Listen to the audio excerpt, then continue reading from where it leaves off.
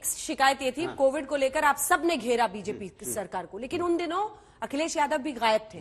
आपको पता है कहाँ थे सर? बताइए मुझे। कहाँ नहीं थे आप बताइए ना। अरे आप पूरे, अरे एक दिन का आप बता दीजिए। अरे एक दिन का, यहाँ रोज का ले लो हिसाब। आप एक दिन की अभी का नहीं बात कर रही हूँ, मैं कोविड की बात कर रहा हूँ। मेरा सवाल सुनिए, मेरा सवाल ये है कि एनकैश करना होगा तो अभी एनकैश करना होगा। ये मौका है जब आपको आर या पार की लड़ाई लड़नी। देखिए सुधांशु जी, एक चीज शायद बोलते बोलते भूल जा रहे हैं। समाजवादी का पिक आपको 2022 में देखने को मिलेगा, जब 51% वोट आपके सामने होंगे और आप दूर दूर तक कहीं दिखाई नहीं पड़ेंगे। तब आपको एहसास होगा कि पिक क्या होता है। वो आप अभी सपने में जी रहे हैं, अच्छी बात है।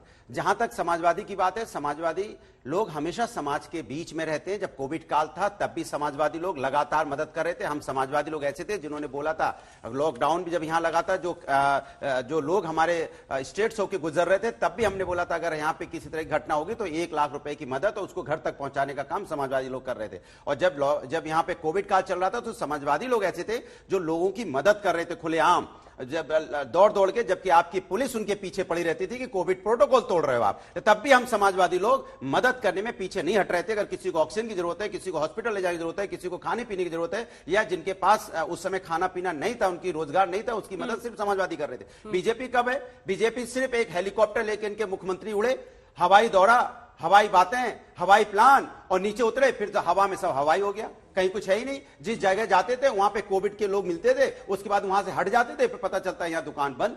तो ये भारतीय जनता पार्टी सिर्फ, ठीक है, एक साथ सुधांशु जी जवाब दीजिएगा। सुप्रिया जी, जो इनकी गिरावट का फासला है ना 7%, 3%, वो आपका वोट परसेंटेज है अभी यूपी में, ये सच्चाई है। मैं सच्चाई को नकार नहीं रही हूं, लेकिन क्योंकि आंकड़ों में दिलचस्पी, एक और आंकड़ा आपके सामने रखती हूं। 2017 के बाद से बिहार, जहां पर इवेंचुअली 12,000 का वोट का अंतर था दोनों घटकों में, बिहार और असम को छोड़कर बीजेपी अपने दम पर कोई असेंबली नहीं जीती है। जहां पर उन्होंने सरकारें बनाई हैं वो सबको पता है, साम दाम दंड भेद, एजेंसी और पैसे के बल पर बनाई है। ये 2017 से आंकड़ा देनी, डिस्प्यूट करना चाहिए तो कर सकते हैं। छोटी सी बात कहकर अपनी बात खत्म करती हूं। अगर आपने इतना उत्तर प्रदेश में काम किया होता तो अमेरिका की सड़कें, बंगाल के पुल, आंध्र प्रदेश और तेलंगाना के डैम ना दिखाने पड़ते, इधर उधर से विकास लाके ना दिखाना पड़ता। अगर आपने काम किया होता तो अपने दम पर चुनाव लड़ते। आप जिस तरह की भाषा का प्रयोग कर रहे हैं, जिस तरह से ध्रुवीकरण करने की कोशिश कर रहे हैं, सच तो यह है उत्तर प्रदेश की जनता ने चला चली की बेला बना ली है। सुधांशु जी, उसको ग्रेसफुली एक्सेप्ट करिए। चला चली की बेला है, पहले तो मैं लगाते हैं, एक लाइन में हवाई बता जहाज में बस हेलीकॉप्टर से घूमते हैं, काम नहीं करते। एक बात तो अखिलेश जी की बात बता दूं, कोविड काल में बहुत भाषण दे रहे थे और इनके नेता लंदन से बैठ के लखनऊ के बारे में भाषण दे रहे हैं। इनके नेता तो लंदन में बैठे हुए थे। बताइए कोविड काल अब दूसरी बात, थोड़ी आपने क्यों झूठ बोलते हैं? आपके झूठ है ना, आपके टर्न पे नहीं बोला जाएगा। अपने जब अपना टर्न आएगा आपको जो बोलना हो बोलिए। किसके नेता के बारे में बोल रहे हैं? ये आपने अच्छा किया है, पहले नारे दिए जाते थे, अब बिना नाम लिए। अखिलेश जी कहाँ थे? टोपी वाले गए हुए थे, लाल टोपी वाले नहीं गए हुए थे। कहाँ थे? लंदन नहीं गए हुए थे। कहाँ थे? लंदन नहीं गए हुए थे, नहीं गए। क्या झूठ बोलने का अलावा कुछ है नहीं। अच्छा, और ये बोल दिए सब ऐसे झूठ। भारतीय जनता पार्टी झूठ इस कदर बोलने लगी है कि कुछ भी आए बाएं साए बोल के चले जाएंगे आप। इसके मतलब आपके नेता तो रहते ही नहीं है। कहाँ थे योगी जी? कहाँ उनको बात पूरी अरे भैया, योगी जी कहाँ थे? योगी जी तो हर अमेरिका में थे, वो अमेरिका में थे, वो अमेरिका गए थे, वो आपको मालूम ही नहीं है। क्या तरीका? अरे जब आप लंदन भेज देते हो लगातार आप कमाल है, कुछ भी बोल दोगे। अच्छा, और बहुत बड़ा समाजवादी हैं। समाजवादी लोग ऐसा जनता के बीच में रहते हैं कि समाजवादी पार्टी के प्रथम परिवार का एक व्यक्ति बता दें जिसके पास कोई पद ना हो, बता दें ये कौन बनेगा करोड़पति टाइप का क्वेश्चन है। अच्छा, जवाब नाम बताइए।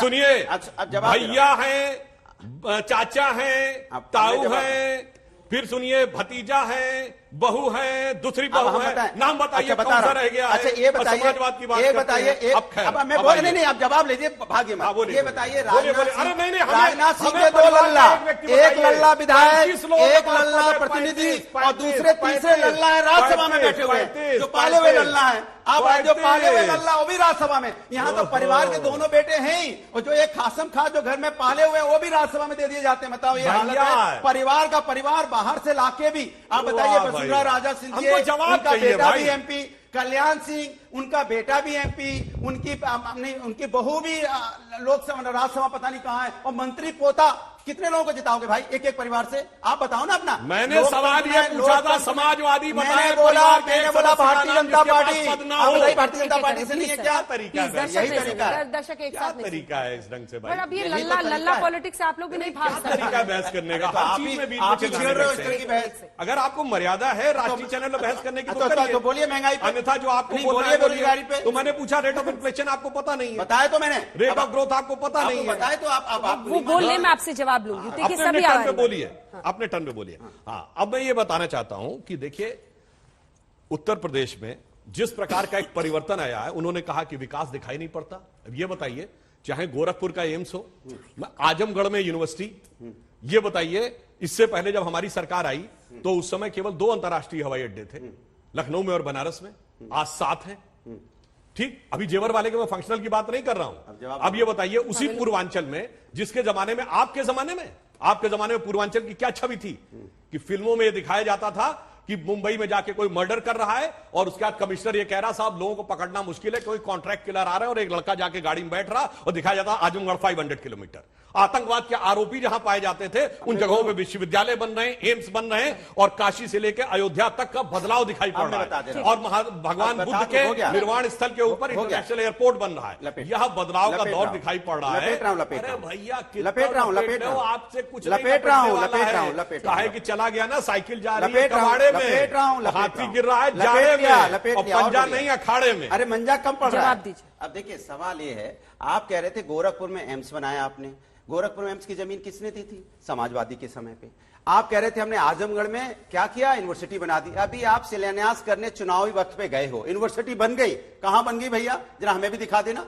आप कह रहे थे कि हमने यहां पे सारे वो बना दिए, क्या एयरपोर्ट बना दिए। अरे कुशीनगर का एयरपोर्ट समाजवादी की देन है। और आपने जेवर एयरपोर्ट में सिर्फ अपनी ईंट रखी है, अभी जमीन भी पूरी अधिग्रहण नहीं है, और माहौल ऐसा बना दिया जैसे लगता है एयरपोर्ट बनकर तैयार हो गया। ये काम तो 5 साल पहले भी कर सकते थे ना, जो मार्केटिंग इवेंट आज कर रहे थे, 5 साल पहले ईंट रखते तो आज उसका उद्घाटन कर रहे होते। आप एक काम ऐसा बता दीजिए, मैं चैलेंज करता हूं नेशनल टीवी के माध्यम से, जो काम योगी जी के माध्यम से बीजेपी में शुरू हुआ हो और सरकार खत्म होते होते आपने उसका उद्घाटन किया। एक बता रहा हूं, श्री राम जन्मभूमि का शिलान्यास आपके जमाने में हज हाउस बनता था, हमारे समय में भव्य काशी बन रही है, अयोध्या में राम मंदिर बन रहा है। बोलिए, बताया हमारे ही जमाने में शुरू हुआ है, हमारे ही जमाने में शुरू हुआ है, और 24 में खत्म ठीक है। सुप्रिया जी बोलिए।